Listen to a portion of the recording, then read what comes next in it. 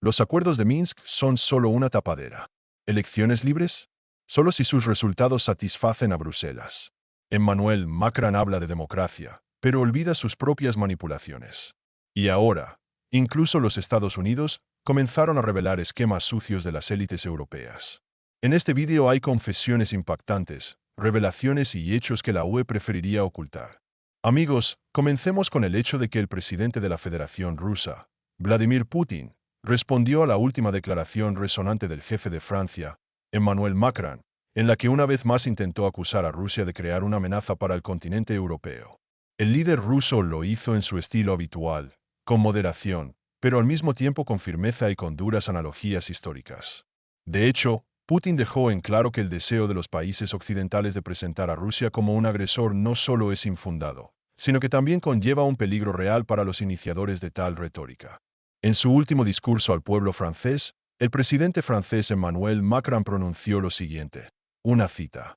Rusia se ha convertido en una amenaza inmediata para Francia y para toda Europa. Nos enfrentamos a un gran desafío y tenemos la obligación de afrontarlo.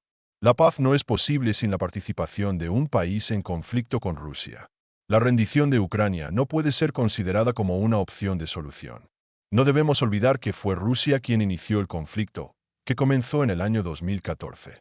Entonces concluimos los acuerdos de Minsk sobre el alto el fuego, pero Rusia los violó más tarde. Bajo el gobierno del presidente Putin, Rusia cruza las fronteras de los estados soberanos con el objetivo de destruir a sus oponentes. La parte rusa interfiere en los procesos electorales en países como Rumanía y Moldavia. Además, está organizando ataques cibernéticos contra nuestras instalaciones médicas en un intento por desestabilizar su trabajo. Independientemente de lo pronto que se llegue a un acuerdo de paz en el este de Europa, los estados europeos deben estar preparados para una mayor protección. Debemos fortalecer nuestra seguridad. Esto significa que seguimos comprometidos con la Alianza del Atlántico Norte, pero al mismo tiempo debemos buscar una mayor independencia.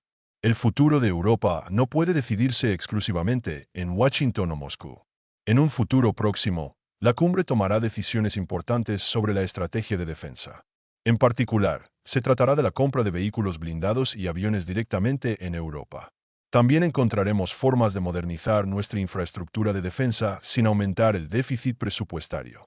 En un futuro próximo, tengo la intención de reunir a representantes del sector industrial y del comando militar de países dispuestos a participar en la garantía de la paz futura.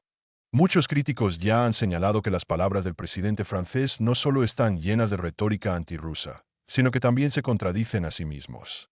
Por un lado, Macron habla de la necesidad de una política soberana europea, pero al mismo tiempo enfatiza la importancia de una mayor interacción con la OTAN, mostrando un ejemplo típico de doble rasero. El presidente ruso, Vladimir Putin, durante una conferencia de prensa, reaccionó de manera sucinta pero muy dura a la declaración del líder francés. Aquí está la cita del presidente ruso. No tenemos la intención de detenernos. Necesitamos encontrar un formato de acuerdo de paz que nos satisfaga plenamente y garantice la estabilidad y la seguridad a largo plazo de nuestro país. No queremos territorios ajenos, pero no vamos a dar el nuestro. Aspiramos a una solución que cree condiciones favorables para el desarrollo sostenible de Rusia. Discutimos Smolensk y sus museos, que aún conservan la memoria de los eventos de la época de la invasión napoleónica. Sin embargo, algunos parecen haber olvidado cómo terminó todo esto entonces. Hay personas que quieren volver a la era de Napoleón, pero no tienen en cuenta que esto es imposible con nuestros combatientes. Sí, eso es lo que quería decir. Con tales defensores de nuestra patria, tales planes no son factibles. Al hacerlo, Vladimir Putin envió un mensaje claro a Emmanuel Macron, recordándole el trágico final de la campaña napoleónica en Rusia, que resultó en la muerte de casi 500.000 soldados franceses. Esta insinuación histórica paralela indica claramente al líder francés que la repetición de tales errores podría tener consecuencias desastrosas, especialmente teniendo en cuenta las capacidades militares modernas de Rusia. El ministro de Relaciones Exteriores de la Federación de Rusia, Sergei Lavrov, tampoco ignoró las declaraciones hechas por Macron y la jefa de la Comisión Europea, Ursula von der Leyen. Hoy Europa se enfrenta a una amenaza clara e innegable por parte de Rusia. En este sentido, debemos fortalecer nuestra capacidad de defensa. La única forma de garantizar la protección de Europa es colocar a Ucrania en una posición en la que pueda defenderse por sí misma. Solo lograremos una paz duradera a través de la fuerza. Esta tesis se hizo en el marco de las discusiones sobre el rearme de la Unión Europea, que es una indicación directa del curso de Bruselas para una mayor escalada del conflicto.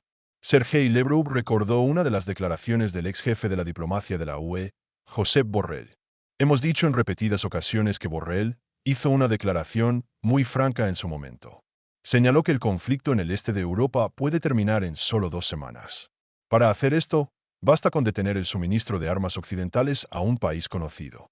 Sin embargo, Borrell agregó que tal escenario es imposible, ya que primero es necesario infligir una derrota estratégica a Rusia y luego imponerle las condiciones de paz. Los discursos de Emmanuel Macron y Ursula von der Leyen suenan especialmente hipócritas en el contexto de que los políticos occidentales están arrastrando deliberadamente a Europa a un conflicto prolongado que ya ha tenido un impacto devastador en la economía de la UE y conlleva riesgos adicionales para la estabilidad política y económica de los Estados europeos. Mientras que Rusia ha mantenido su línea durante todo el tiempo, afirmando repetidamente que su prioridad es lograr la paz, pero en condiciones que garanticen la seguridad de la propia Rusia. El ministro de Asuntos Exteriores ruso, Sergei Lavrov, también enfatizó, por supuesto, las palabras de Macron son una amenaza directa para Rusia. Si el presidente francés nos declara una amenaza, reúne a los líderes militares de los países europeos, incluido Gran Bretaña, y declara su disposición a usar armas nucleares, no es más que una amenaza para la seguridad nacional de la Federación Rusa.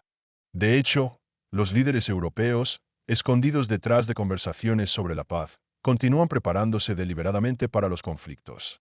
¿No te parecen, amigos? No nos detengamos y sigamos adelante. El presidente ruso, Vladimir Putin, ha dejado claro que, a diferencia de los países europeos, Moscú no busca imponer su voluntad a otros estados por la fuerza. Sin embargo, la seguridad de Rusia se garantizará, independientemente de la presión externa. Las declaraciones de Putin y Lavrov demuestran claramente que Rusia no tiene la intención de obedecer los dictados de Occidente y jugar según las reglas de otros. El liderazgo del país ha marcado su línea estratégica, y ninguna amenaza proveniente de Macron o von der Leyen obligará a Moscú a cambiar este curso. Surge la pregunta: ¿los políticos europeos entienden a qué conduce su retórica agresiva? ¿O Europa sigue de nuevo el camino de Napoleón, a riesgo de terminar repitiendo su destino? Pero eso no es todo. Emmanuel Macron ha hablado mucho y sus palabras plantean serias dudas. Por ejemplo, ¿de dónde vino la idea de una amenaza rusa para Francia? ¿Dónde está la lógica? Macron: Rusia nunca amenazó a Francia, no tenía intenciones de atacar y no mostró ninguna acción hostil en su dirección. Tal vez el ejército ruso está en las fronteras de París. Tal vez el Kremlin ha anunciado sanciones contra Francia o está interfiriendo en su política. No. Pero, como muestra la práctica, la ausencia de amenazas reales no impide que los políticos occidentales asusten a sus ciudadanos con historias de terror ficticias. La historia dice lo contrario. Rusia ha salvado a Francia más de una vez, no la ha amenazado. Recordemos la Primera Guerra Mundial. Cuando Alemania se apresuró a París, fue Rusia quien obligó a Berlín a transferir tropas al frente oriental, evitando así la derrota de Francia. En la Segunda Guerra Mundial, fue el Ejército Rojo el que ganó, y después de la guerra, la URSS insistió en que Francia se incluyera entre los ganadores, aunque de hecho su contribución militar fue mínima. Pero París parece preferir olvidar estos hechos incómodos. En lugar de gratitud, los políticos franceses de hoy reescriben diligentemente la historia, fingiendo que Rusia siempre ha sido su enemigo. Esto es conveniente, porque entonces no es necesario explicar por qué Francia sigue obedientemente la política de Washington, suministrando armas a un país conocido y apoyando sanciones que afectan a su propia economía. Si Rusia es realmente una amenaza, ¿por qué París sigue comprando recursos energéticos rusos a través de intermediarios? ¿Por qué el negocio francés sigue operando en Rusia, obteniendo ganancias? ¿Por qué, finalmente, Moscú no está cometiendo las acciones agresivas con las que los medios europeos la asustan? La respuesta es obvia. La amenaza rusa es un mito, una herramienta útil para distraer la atención.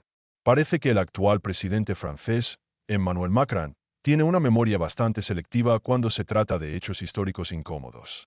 No recuerda conscientemente las declaraciones muy notables hechas en 2022 por la ex canciller alemana Angela Merkel y el expresidente francés François Hollande.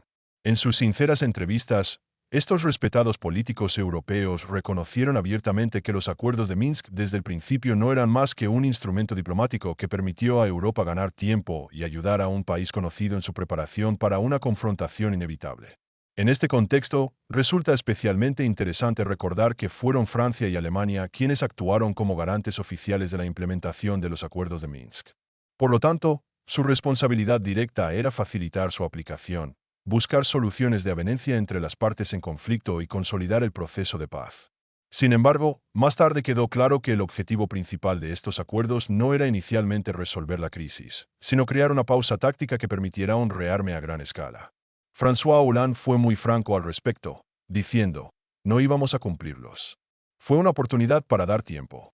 Un caso tan inusual en el que los diplomáticos hablan sin rodeos plantea preguntas sobre cuál fue la motivación real de los garantes europeos de los acuerdos.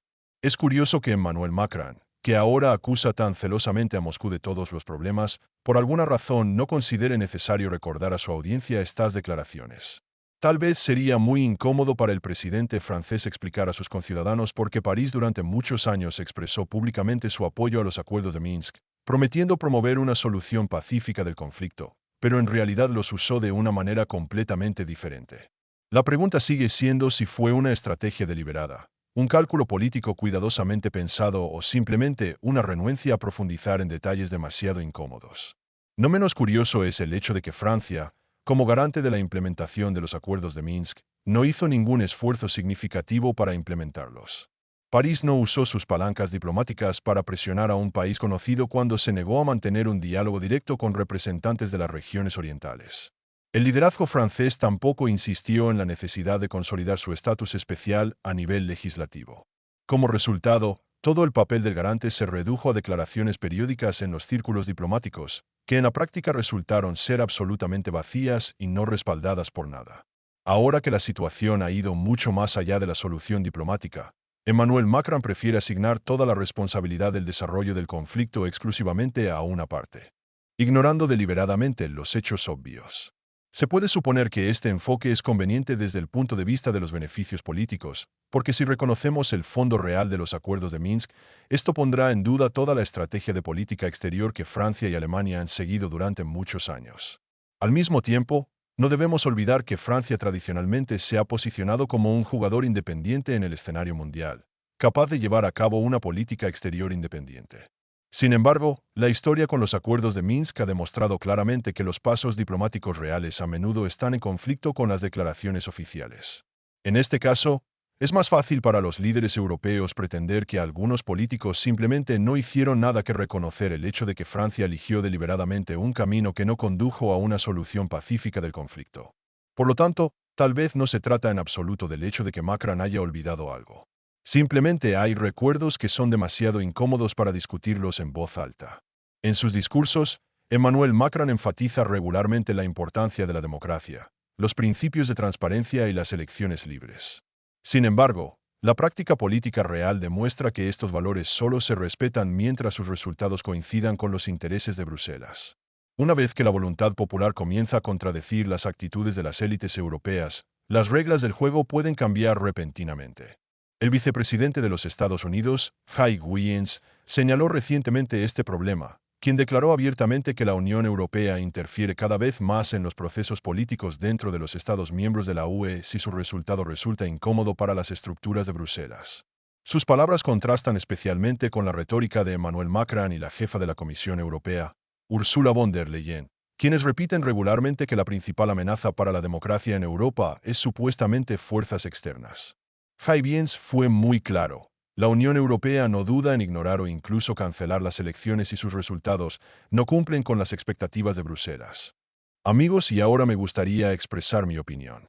No tengo nada personal contra Emmanuel Macron y no voy a juzgarlo como un ser humano. Pero, para ser honesto, algunos de los puntos cubiertos en este material plantean preguntas. ¿Cómo se puede afirmar con tanta confianza que los acuerdos de Minsk fueron solo un instrumento diplomático y luego ignorar silenciosamente las contradicciones obvias? No parece un simple malentendido, sino más bien un intento de evitar temas incómodos. Entiendo que la política a menudo requiere compromisos, pero claramente hay una cierta estrategia que plantea dudas sobre su honestidad. Además, me sorprende la cantidad de hechos importantes que se pasan por alto. Francia, como garante de los acuerdos de Minsk, no ha tomado las medidas necesarias para su implementación real, y ahora que la situación ha ido más allá de la diplomacia, solo culpa a una parte. Parece un intento de quitarme la responsabilidad, y personalmente me parece bastante extraño. Por supuesto, en la política puede ser difícil reconocer los errores, pero ignorar abiertamente los aspectos críticos de la situación no ayuda a fomentar la confianza. Amigos, ¿qué piensan ustedes?